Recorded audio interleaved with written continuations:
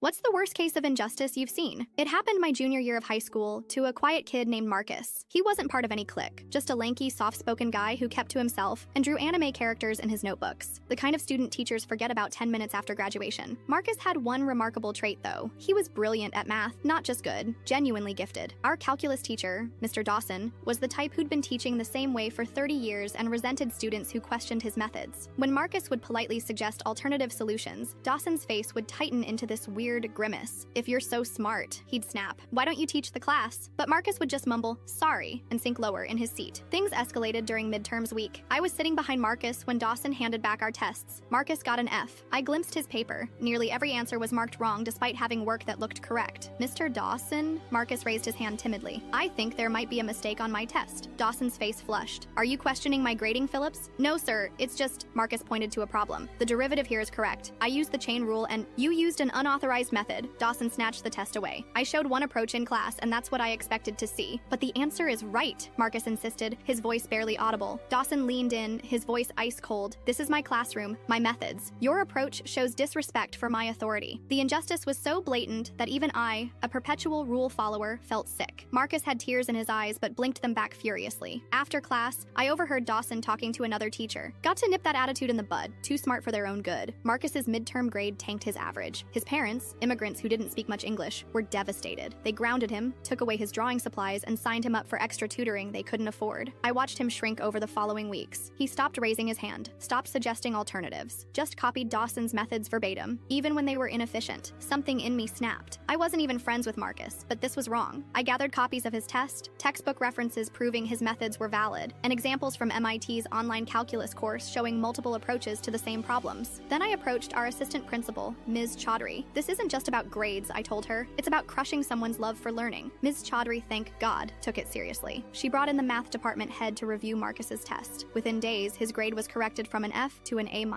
But the damage was done. Even with his grade fixed, Marcus never participated the same way again. He'd learned that being right wasn't enough. You had to be right in exactly the way authority wanted. During graduation the following year, Marcus received a scholarship to study engineering. When his name was called, Dawson clapped with this tight smile like he'd had something to do with Marcus's success rather than nearly destroying it. The real injustice wasn't just one bad grade, it was watching someone's intellectual curiosity, maybe the most valuable thing a student can have, get systematically crushed because it threatened a teacher's ego.